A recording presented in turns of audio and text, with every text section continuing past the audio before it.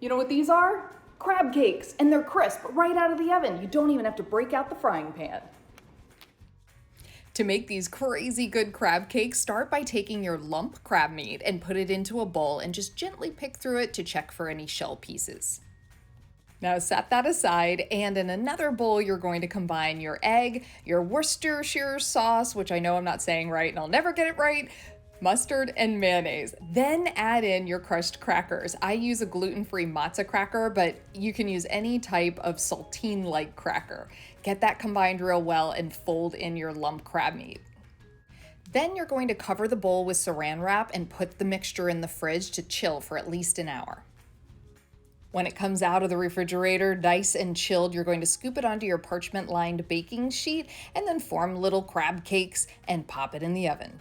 And if you want, while crab cakes are baking, you can make a quick tartar sauce mixing mayonnaise and sweet pickle relish together.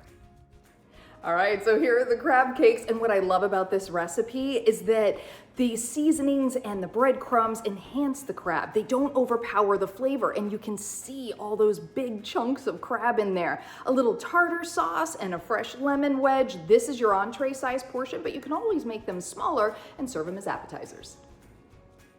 For this recipe and many more, you can find it at homewithshay.com. Shay Ryan, ABC Action News.